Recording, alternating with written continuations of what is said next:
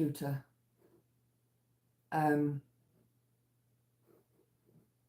It's really annoying. Really, really annoying.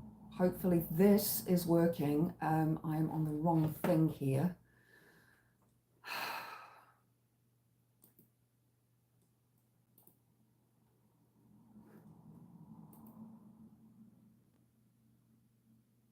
Let me know if you are watching and if you can hear me.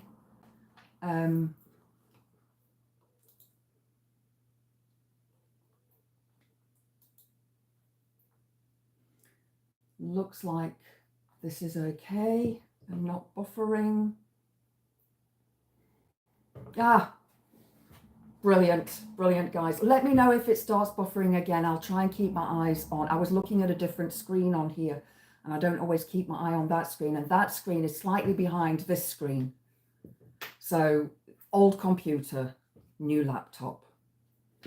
Dave S, you can hear me a few seconds. Yes. Oh, goodness me. Has it not changed it to public? I don't even know how to do that edit video. Hang on, I can do it on here. Bear with me, guys. Hopefully you can still see me. It says public now. It does say public now. So, yeah.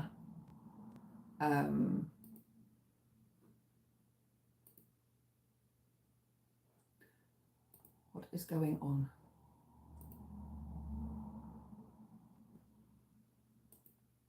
Sorry, guys. I'm so bad with technology. It's just unbelievable.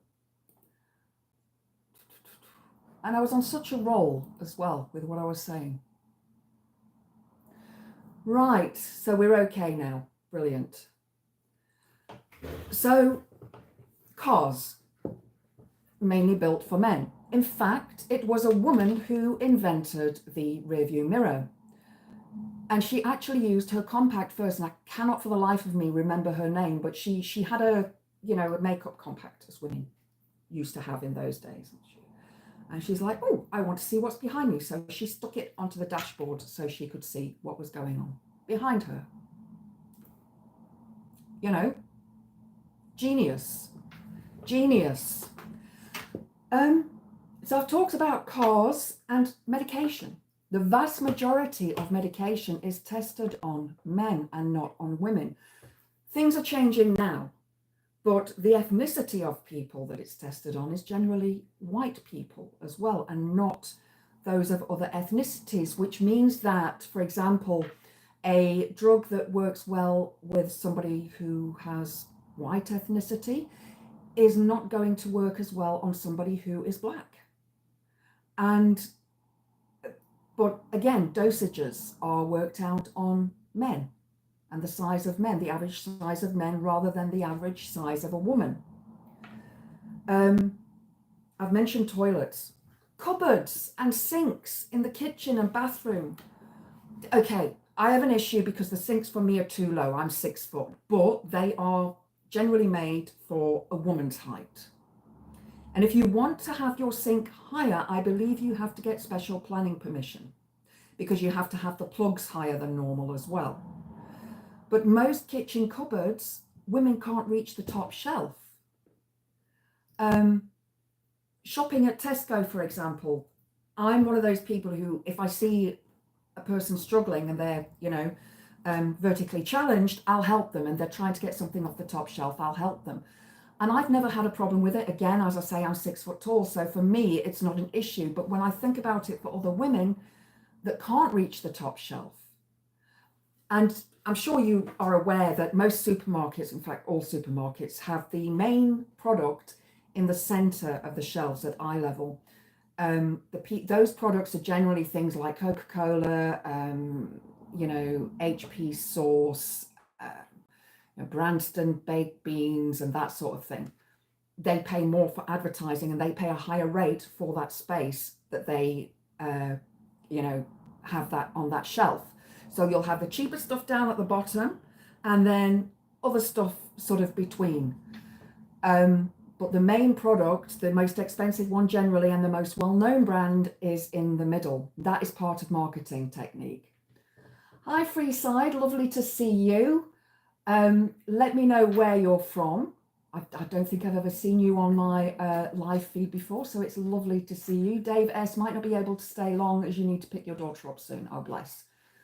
Thank you for letting me know. So if you've only just joined, I said at the beginning, if you could write down the name of a famous person on a piece of paper or keep it in your head. That's all you need to do. Keep it in your head or write a famous person's name down. So, cupboards and sinks. Gym equipment. I was watching a video earlier on of a woman who was 5'2". Gym equipment. She couldn't reach up to the, the shoulder pull downs, the lat pull downs.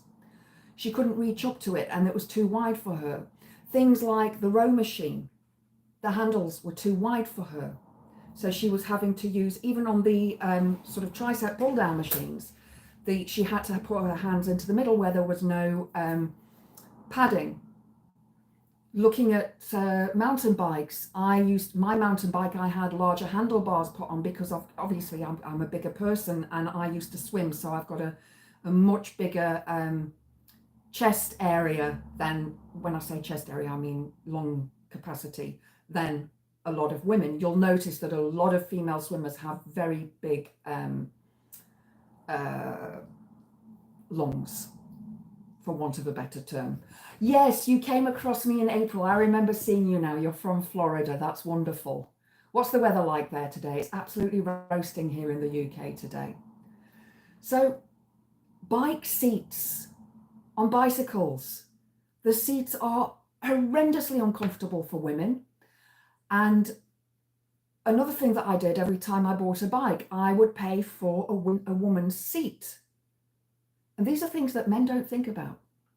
Men do not consider these things in their life because they know they're going to buy a bike, it's a mountain bike or a road bike, and they're going to get a seat. Sunny out at the moment, lovely.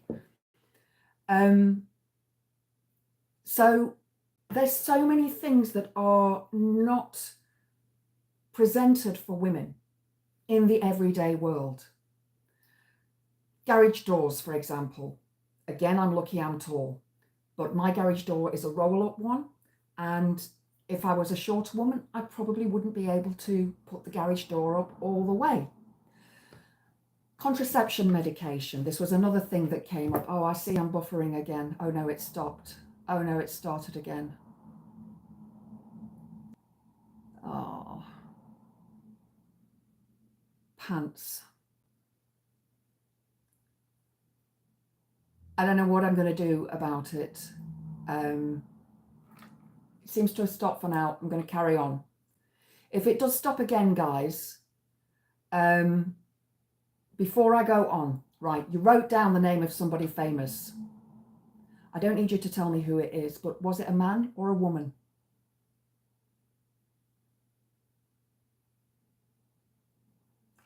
Even women will write down a famous man. It is something that we automatically do. Oh, you wrote down a woman. Okay. Yours was a man, a man, a man. Okay. So Dave S., you are the exception to the rule. There will always be exceptions. There will always be exceptions. But the vast majority of men will write down a man. The vast majority of women will also write down a man. This is how misogyny has been ingrained into us from being children. It's not something that we think about. It's only when I think you become a woman and you realize, hang on, this isn't right. This is just a bit wrong here. So this video that I was watching this morning was about contraception and the for Dave, yeah. Star for Dave. There was a reporter asking men and women, men, would you use contraception? Would you take or use contraception if there was a male pill?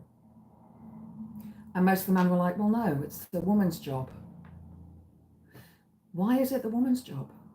Why should it be the woman's job? Now, I'm going to say something that's highly controversial here, and please don't shout at me, but it would be far easier if men were given vasectomies because they can be reversed. Women have to go on the contraceptive pill. Yes, we can use other forms of contraception, but generally it's the pill, it's the coil, it's the injection, it's the thing in the arm. And those hormones that go into our body actually mess us up, completely mess us up, completely take us out of our natural rhythm, which means that many women, their cycle will be out, and the burden on the body is huge. I am convinced that I lost my baby because I was on the pill for so many years. And you have to take that pill at the same time every single day. Every single day. Otherwise it doesn't work. So why is it the woman's responsibility? And yet, if a woman falls pregnant in the States and still in the United Kingdom, it is illegal to have an termination. And it's, you know, been decided for women by certain men in certain countries that women aren't allowed to do that. So the woman has to bear that child until birth. And where's the fairness? That is not equality. That is very, very unequal. Stephen, if I were heterosexual, I'd consider it takes two, so both should consider it equally. Agree. But I would also look at what benefits both. Who is the person who's going to have less of a, impact on their body? There was another video that showed up as well this morning, which was, I don't know how this happened. I see the weirdest stuff on my feed. But this was guys having a race with their sperm. So obviously they had to, produce that sperm, and the sperm was swimming up these there were like two tests, like with different things that they had to swim around. So it was to see who had the fastest swimmers.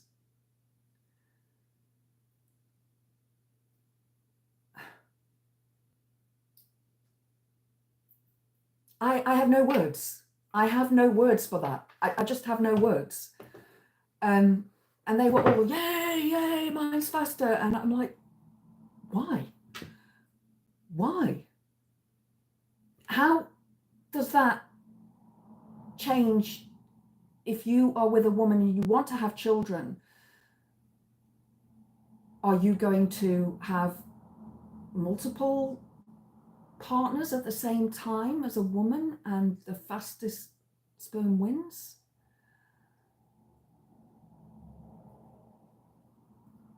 Stephen, you have no idea the stuff that I see online. I obviously my algorithms are very, very different to a lot of other people's, but yeah, these are the things that I see, and I'm like, men are doing these things. It is just unbelievable. It makes sense economically too for men to have the snip. It does.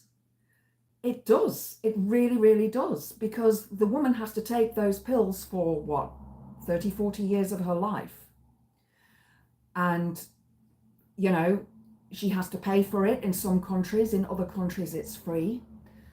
But then if she forgets to take the pill the night before, and then it happens, she has to go and get the morning after pill. And that's not always easy to get. And I know that in the States, that's not easy to get hold of. So again, it's this, the woman has this burden on her shoulders all the time of being in charge. And I know as a woman, and I'm not saying this is all men, I do want to make that very, very clear, that it is not all men.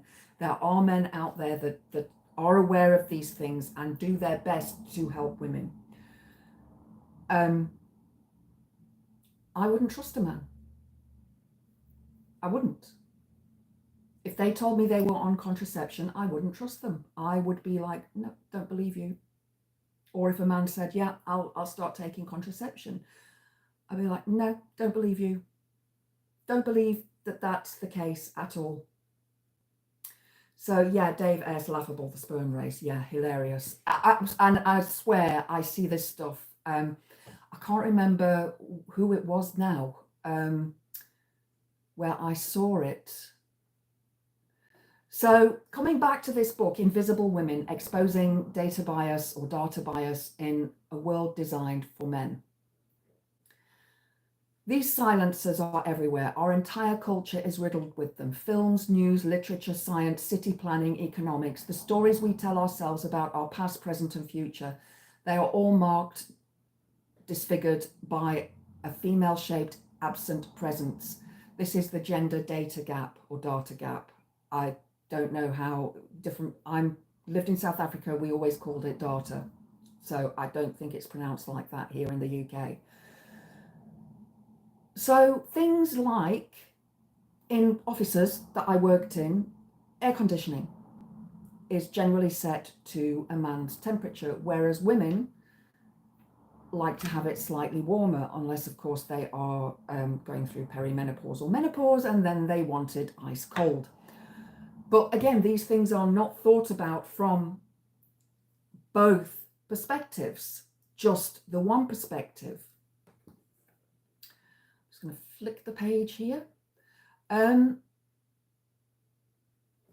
Sorry, I'm just skimming through where I had noted, because I couldn't note in here. The other thing, remember I did mention ethnicity as well at the beginning of the feed on the previous one, that everything is set up for men, but generally it's set up for white men, white Western men. Even the DSM-5, the Diagnostic and Statistical Manual of Mental Disorders, was written and decided upon by white men. In psychology and all the testing that we look at, the vast majority of that testing, the previous data, is seen as being performed by men and not by women. Even on the longitudinal testing and research, it's mostly men. So this research is very rarely, or was very rarely, done on women. Of course, it's changing now, but it still has a long way to go. There was something else that I read. Yes, and women of color as well. You know, they have it even worse than white women do. So it really is imperative that we take away men are the hunters, women are the gatherers, because women would have hunted too. Yes, women would have been the gatherers because they were child rearing, because they were nurturing, because they were, looking after the children, looking after the sick. But there would have been women out there fighting and out there hunting. And in fact, there have been, and I'm trying to find the page now,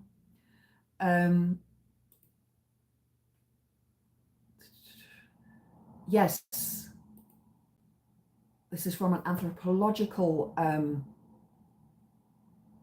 perspective. I can't find it now. Oh yes, here we go. A Viking skeleton known as the Burka warrior. Okay.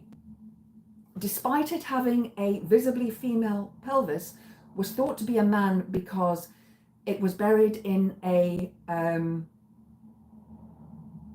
grave with horses and weapons and so on. But obviously, in modern times, the DNA has been checked and it was actually a woman. But because of the male thought pattern that only men can be warriors, women can't be warriors, because of that thought pattern, that was just assumed, even though the pelvis was clearly a woman's pelvis. There was another article I read a couple of weeks ago about women, bone fragments and so on that have been found from thousands of years ago, where women's bones were thicker and stronger than they are today because women were doing those kind of jobs. Sorry, I am just looking at something else here. Right, so when we look at statistics, when it comes to violence, Elle, you're annoyed because your comments aren't coming up half the time. Sorry, Elle. It's possibly something on my settings. I don't know. I will have to ask somebody who has greater knowledge of how technology works than me, because I'm not the greatest. So yeah, got to drop out. Oh, thank you, Dave. Lovely to have you here. Thank you for being here. Take care. So when we look at violence against women, obviously the vast majority of it is male on female violence. And yes, I am well aware that men are violent towards men. A United Nations homicide survey found that 96% of homicide perpetrators worldwide are male. So is it humans that are murderous or just men?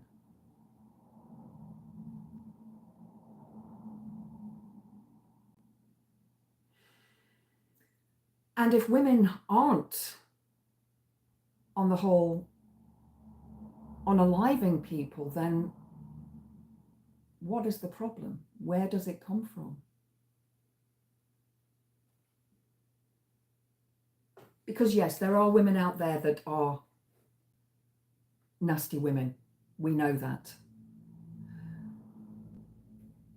And women are far more likely to stay in at night than go out if they're single and if they need to go out on their own. I won't run at night. Never. In winter, I run in midday. It's the lightest time of the day. I do trail running, so I'm often in the woods,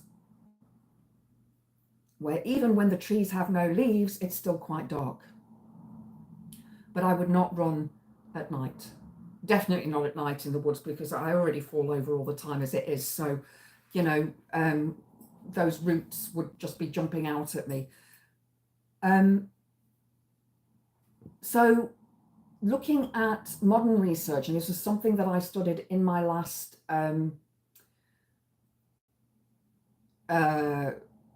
module with university, was regarding the significance of the testing that was done, because a lot of the testing that's been done in psychology is old.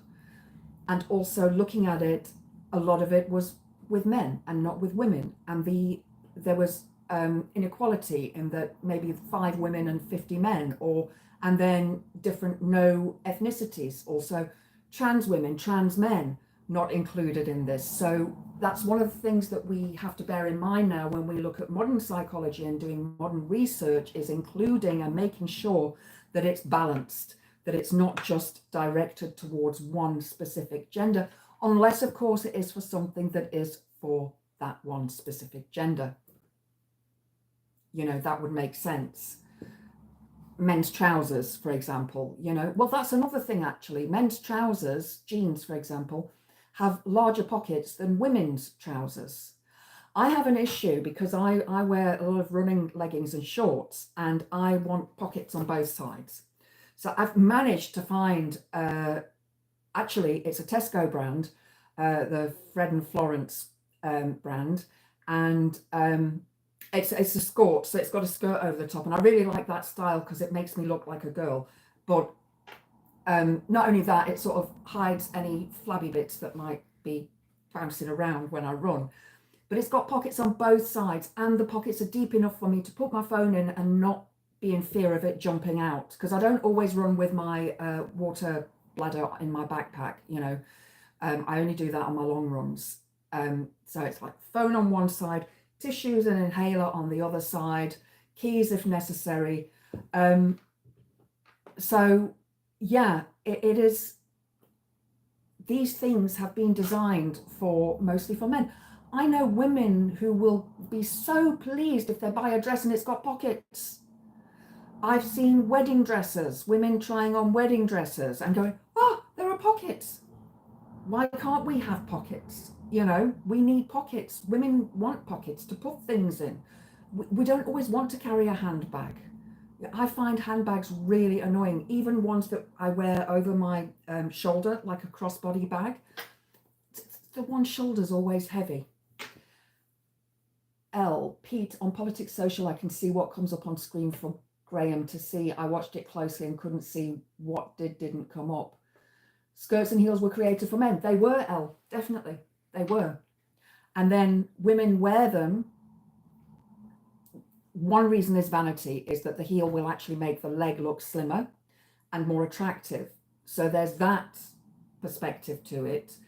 I don't wear heels anymore at all. I don't know on the feed of the comments. I really don't know. As I say, I'm recording on my phone, so that could be the reason. I'm not recording on a camera. It's just one thing I can think of.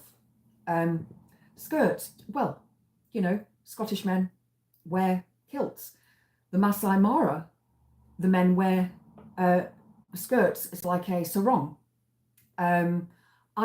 You know, when I lived in South Africa, I knew men that wore sarongs. Nothing wrong. I don't see anything wrong with men wearing skirts, but a lot of people do. I don't see anything wrong with men wearing high heels. A lot of people do. That's their issue, not mine. But again, I'm a goth. I've always been different. So the way I look at the world and people is probably different to the average person. You know, I look at, you know, I've seen, there's a lady who walks her dog. She's a black lady and she's got amazing dreads, and they're real dreads. And every time I say it, I love your dreads. I'd love to have dreads, but I know my head, my scalp would not take it. I don't like anything tight on my scalp, like even ponytails does my head in, literally. Yeah, Indian men wear dress-like clothes too, yeah. One big like snuggy thing, yeah, it's like a tunic. And look at the Tibetan monks, they also wear like a tunic kind of thing. So trousers, it's a Western thing. It's a Western thing, and we expect, you know, men to wear those clothes because that's what Western society dictates. And of course, the West rules the world. Not that it should. I'm not saying that it should. I'm just saying that, you know,